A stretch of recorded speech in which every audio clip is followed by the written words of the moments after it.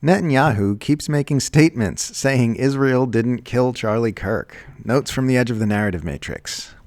One of the weirdest things happening right now is how Israel's prime minister keeps going out of his way to make public statements saying that Israel was definitely not behind the assassination of Charlie Kirk.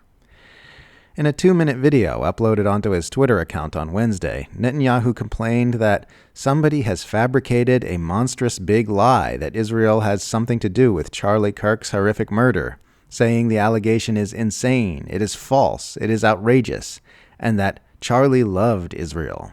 A few days earlier, Netanyahu appeared on the highly sympathetic Newsmax to spend another couple of minutes ranting about how insane and stupid and ridiculous it is to claim that Israel was behind Kirk's death, saying he can't believe people are saying that.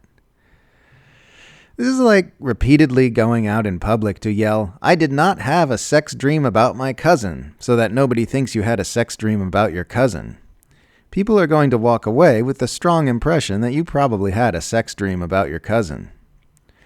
At this time, I have no position on the emerging theories that Israel was involved in the assassination, but damn, dude, really not quelling the suspicion there. Israel's foreign ministry is claiming that the Gaza flotilla bringing aid to starving civilians is actually Hamas.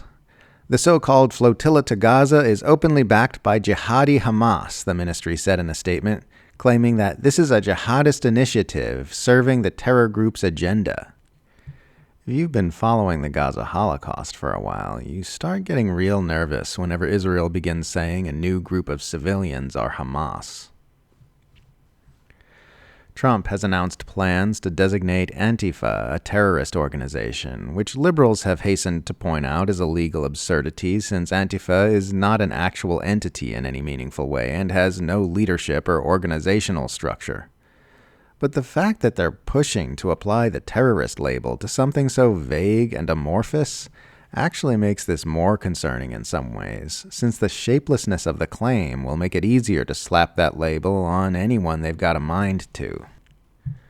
The Trump administration is also reportedly planning to include trans suspects in the FBI's newly created domestic threat category of nihilistic violent extremists as the American right's anti-trans feeding frenzy hits fever pitch.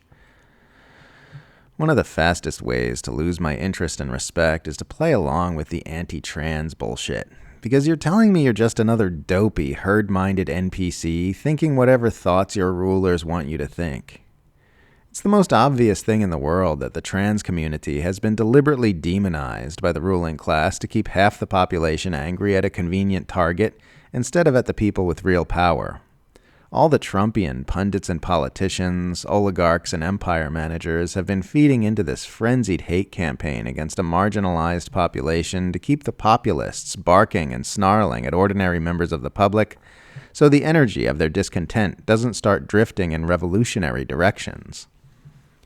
They've been completely transparent about this. Couldn't have made it clearer. And people have been clapping along with it like a bunch of drooling toddlers watching a puppet show. It's pathetic. Leave trans people alone. Let them be. They are not a threat to you. They've got it rough enough as it is. Your rulers want you punching laterally so you don't start punching up.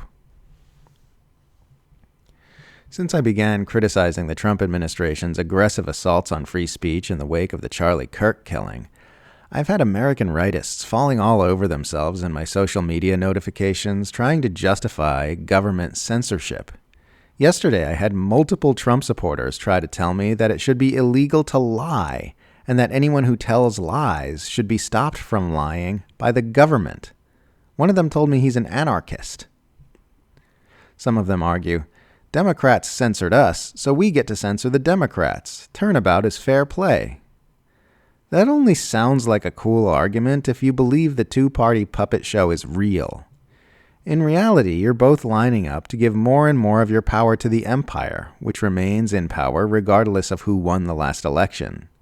They surrender some, you surrender some more, repeat. Obviously, American liberals should have known they were opening themselves up to return fire with their support for censorship when they were in power. Obviously, they should not have done that, and people like me told them that the entire time.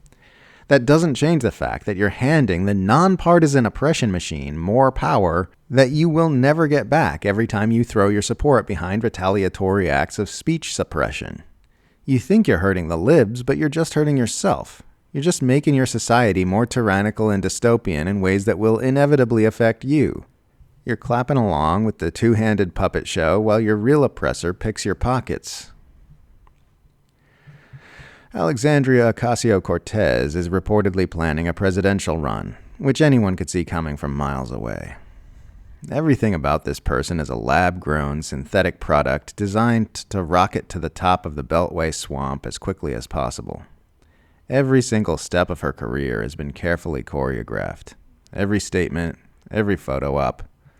Also, she can drone bomb Middle Eastern civilians from the Oval Office.